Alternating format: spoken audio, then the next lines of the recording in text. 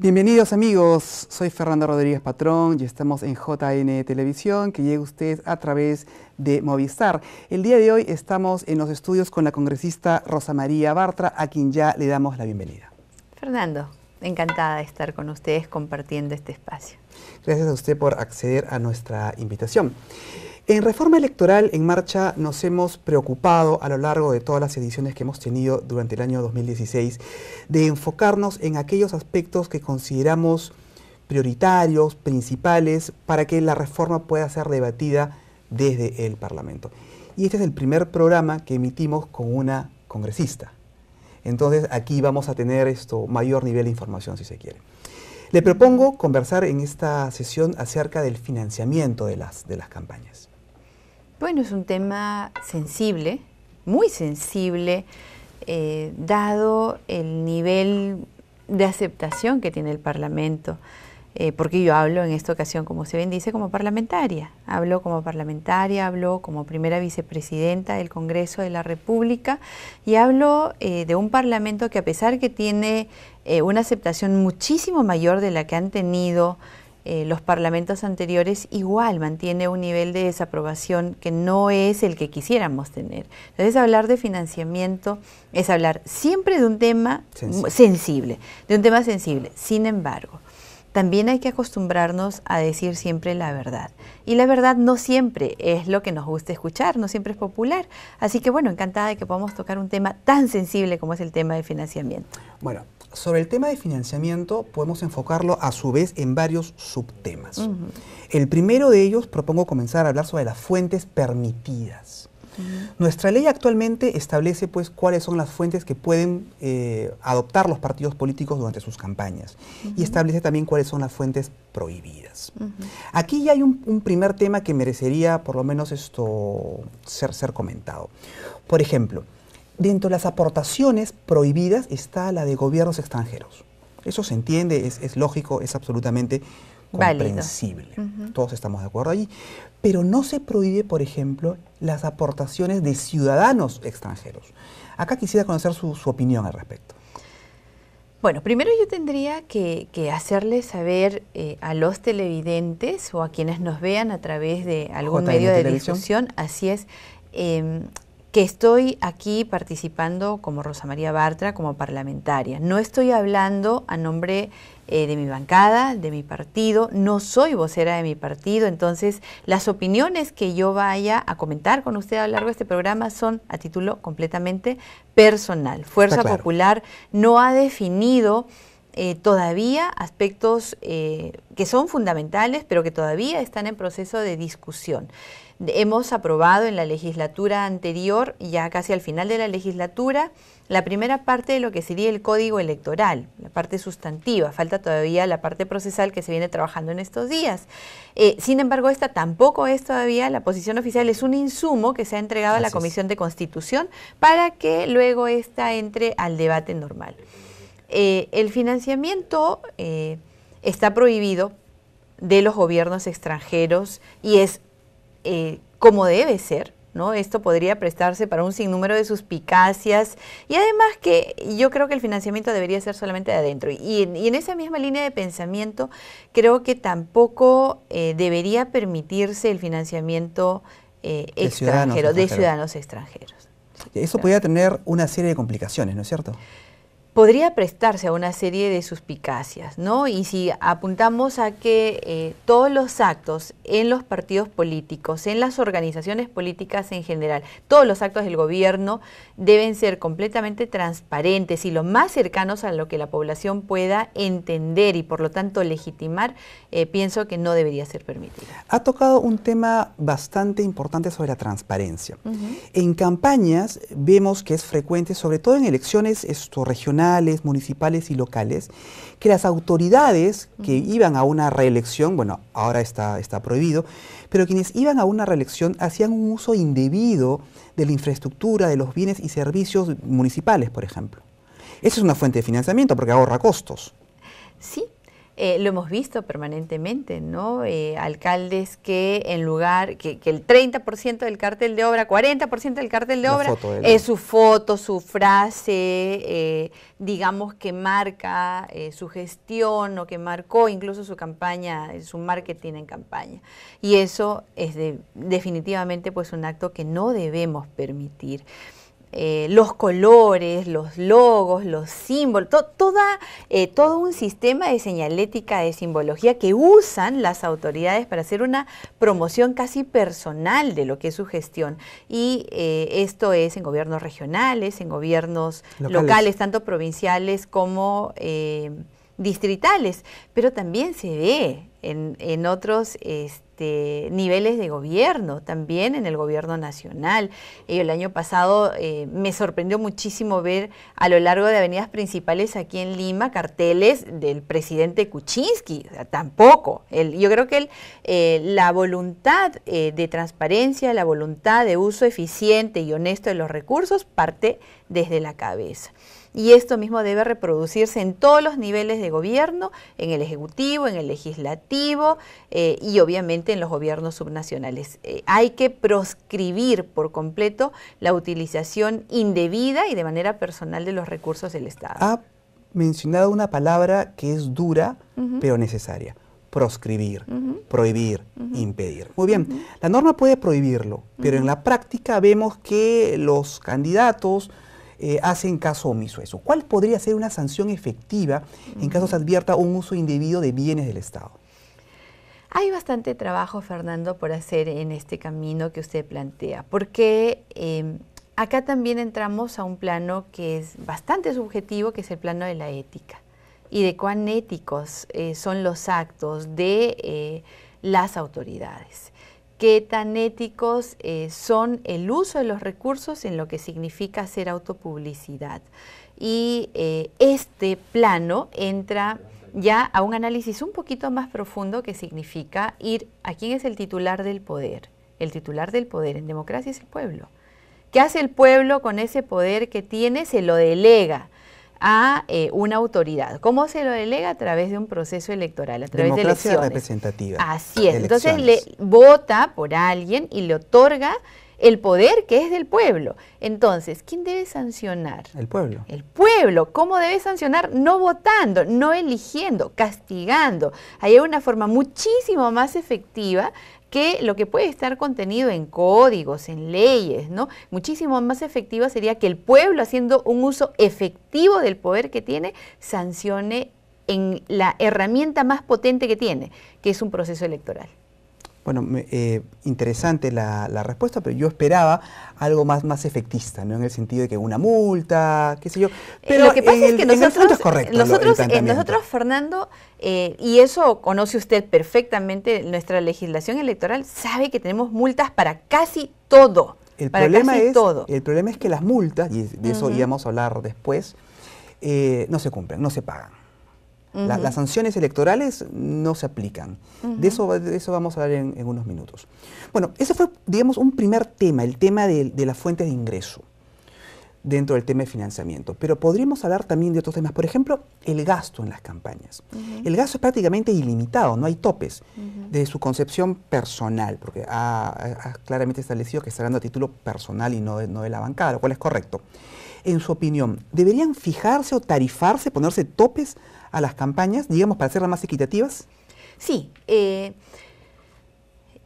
sí, en este momento de nuestra historia. Nosotros no tenemos una democracia fuerte, no tenemos partidos políticos consolidados. Hablo de Fuerza Popular, que es el partido político más importante en este momento del país, el que tiene la mayor representatividad y la mayor organización. Fuerza Popular es el único partido que tiene congresistas en absolutamente todas las regiones. Y hay regiones en las que todos sus representantes son de Fuerza Popular. Y Fuerza Popular es un partido joven. Es un partido que tiene poquísimos años de vida institucional, que uno podría ir más allá y hacer otro tipo de análisis, es otra cosa, pero como Fuerza Popular es un partido bastante joven. Sí, joven. Entonces, y los otros partidos, los más antiguos, tienen o no tienen representatividad o tienen una representatividad muy pequeña. Sus organizaciones son débiles, hemos asistido en diciembre a, por ejemplo, pleitos internos en el Partido Popular Cristiano, en un partido que no tiene representación en este momento nacional, que tiene muy escasa representación a nivel de gobiernos y sin embargo tienen, digamos, conflictos internos. Cuando uno tiene una partidocracia todavía en construcción, cuando la ideología y el pensamiento político programático no es lo que inspira necesariamente a las organizaciones, pienso que hay que poner ciertas condiciones de homogeneidad, de equidad, a fin de que puedan surgir otras y puedan surgir en iguales condiciones de crecimiento y de proyección que aquellos que podrían, por su estructura, por su organización, por su antigüedad, acceder a más recursos. Entonces, esto permitiría, permítame terminar la idea, permitiría que mucha gente, muchísimos ciudadanos que se ven absolutamente imposibilitados por temas de recursos de participar en política puedan hacerlo. ¿Y cuál sería el mecanismo para establecer un tope equitativo? Por ejemplo, establecerlo en cuanto a un monto, digamos, tantos millones o tantos miles de soles, dependiendo de la campaña, o en función al número de electores. ¿Algún criterio habría que tener? Definitivamente hay que establecer criterios y pienso que de los dos criterios que usted acaba de mencionar, ambos son válidos. O sea, hay que establecer topes en cuanto a números, a cifras, y hay que poner también topes en cuanto a número de electores. Se vería una forma, creo yo, racional y objetiva que nos permita definir hasta cuánto se puede gastar, pero hasta cuánto también se va a transparentar los gastos. Eso es muy importante. Porque hay que recordar que existen muchísimos gastos ocultos o que no se reflejan en los gastos de campaña. No se reflejan en un informe al final, pero que todos los que hacemos política sabemos que existen. Entonces, la transparencia, la objetividad, pienso que también deberían primar al momento de establecer los criterios de tope para un monto de inversión o de contribución. Yo no creo que no sea gasto ni sea inversión, sino más bien de contribución en una campaña electoral. En ese punto le propongo que nos detengamos un momento, vamos a hacer una pausa y aquí retomamos el tema. Amigos, vamos a una pausa y ya volvemos en Reforma Electoral en Marcha.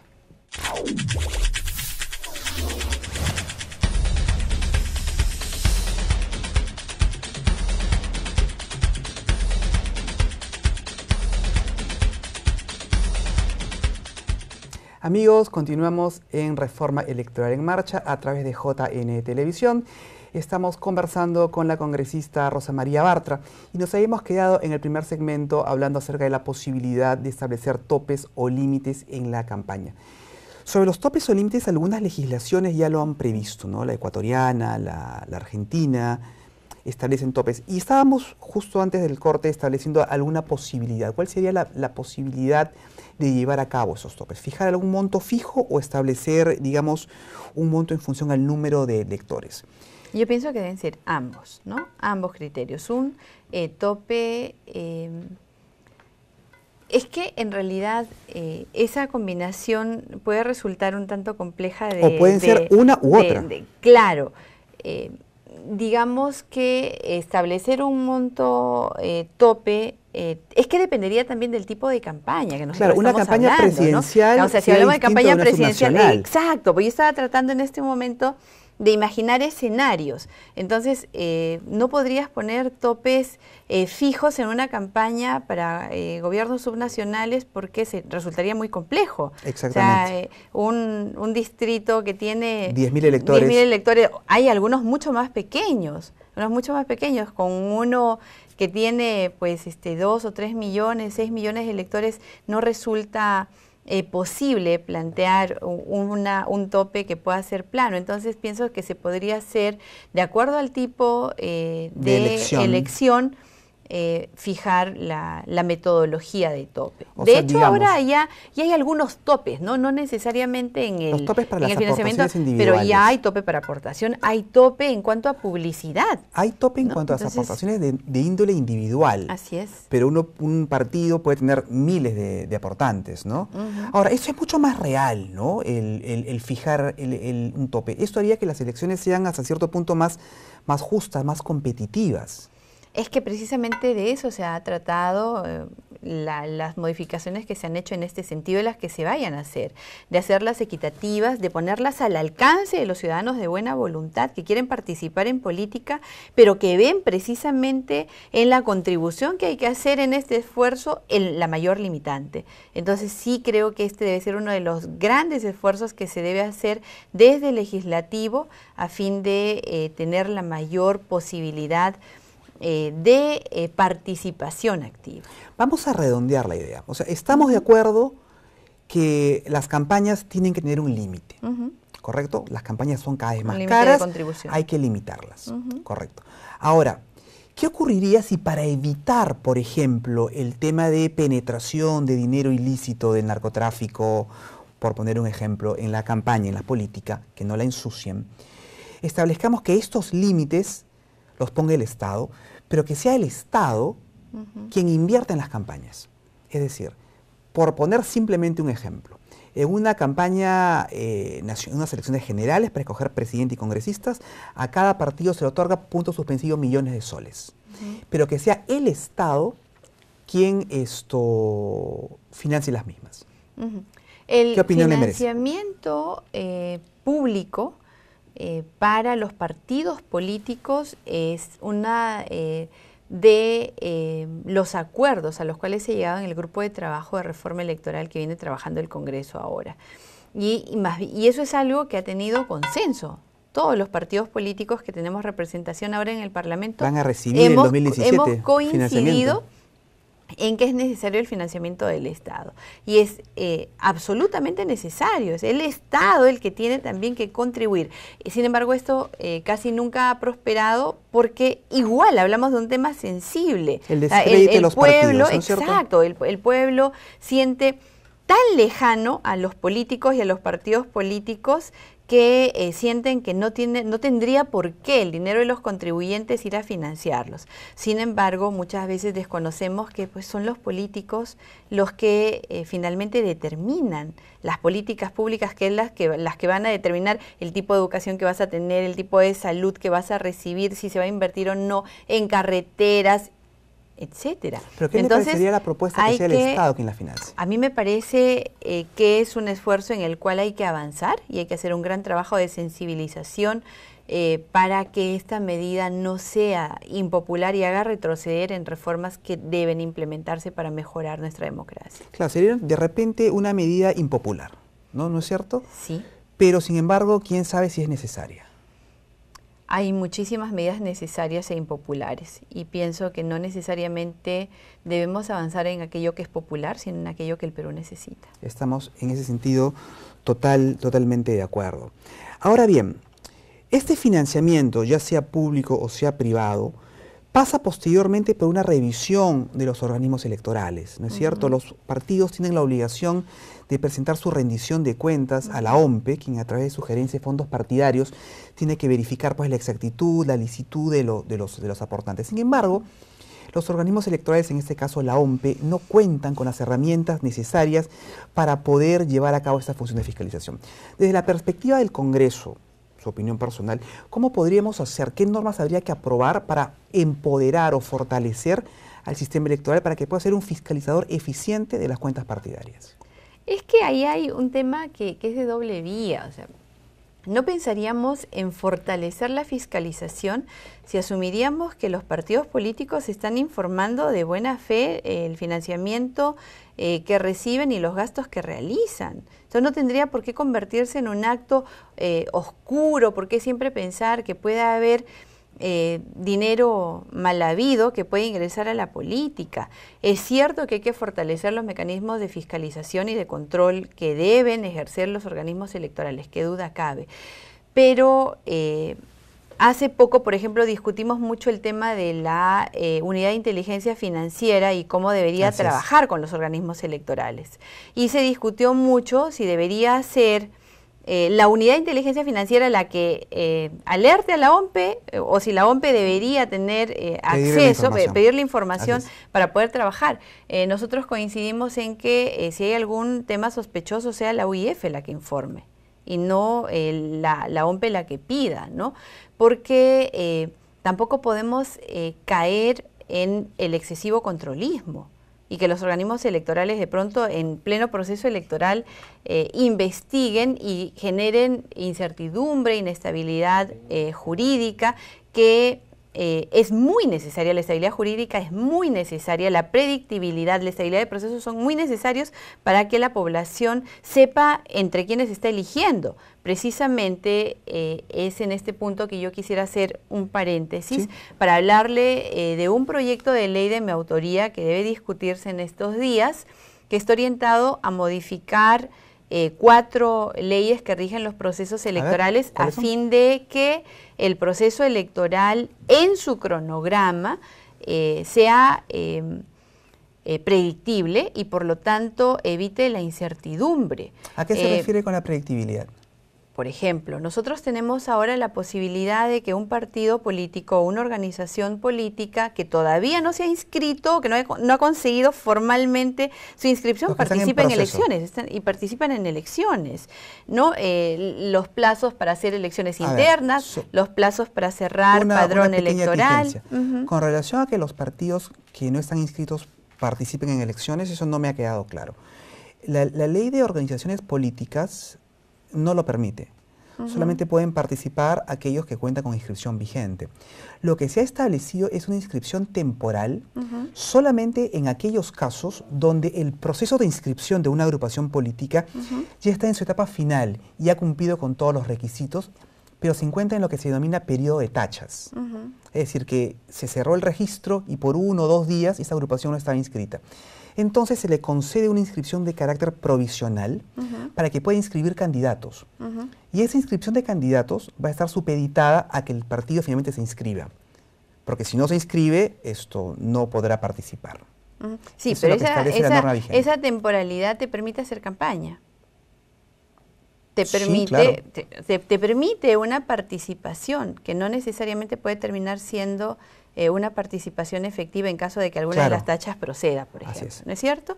Hemos tenido en el último proceso electoral nacional el caso del partido político Todos por el Perú, que finalmente salió de la carrera es un partido que estaba inscrito. Claro, pero salió de la carrera electoral por temas relacionados con su proceso de inscripción. No, salió de la campaña por un tema de las candidaturas no habían respetado el tema de democracia interna del partido. Pero el partido ya estaba inscrito desde el año 2004 o antes, cuando sale la ley de partidos políticos, que en ese entonces se denominaba así. Claro, pero ¿qué pasó con el candidato? O sea, el candidato estaba en carrera, había tenido una inscripción que finalmente resultó siendo no válida, ¿no es cierto? Inscripción de candidatura. De candidatura. Pero no del partido. Que terminó siendo no válida. El jurado especial lo descartó. Y salió de la carrera electoral. Como salieron muchos. Como salieron muchos. Salieron 9, 10 se retiraron, la pregunta sería si es que eso debe seguir ocurriendo, ¿no? Si es que debe seguir ocurriendo que un candidato en pleno proceso electoral sea retirado del proceso electoral. Salió la famosa 3414 que permitió a los candidatos retirarse, ¿no? Por temas relacionados con sus inscripciones. Así es. ¿No? Entonces, esto hace que una campaña electoral se distorsione. Y existan migraciones de electores de último momento que no permiten pues un análisis por parte del elector de a quién está eligiendo. No le dan el tiempo necesario. Entonces, así como hay que hacer modificaciones, digamos, en los cronogramas que impidan que existan actos que dentro del mismo proceso electoral traigan consigo la salida de un candidato o de una organización política, también deberíamos ver modificaciones orientadas a fortalecer a los organismos electorales, de tal manera que su fiscalización pueda ser eficiente, pueda ser eficaz, pero que no permita tampoco el abuso, ¿no? De tal manera que esta fiscalización siempre esté orientada a un control,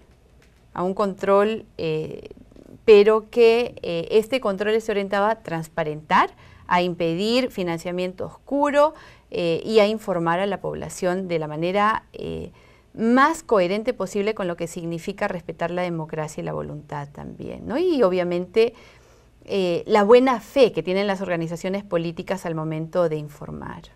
Congresista Bartra, quedo muy contento con su participación. Se nos ha acabado el tiempo, me han quedado muchísimos temas por tratar. Espero poder contar con usted en una próxima edición del programa. Y con ustedes, amigos, es todo por el día de hoy. No olviden que pueden seguirnos a través de las redes sociales del Jurado Nacional de Elecciones, en su propio canal de YouTube, y será hasta una próxima oportunidad. Muchas gracias.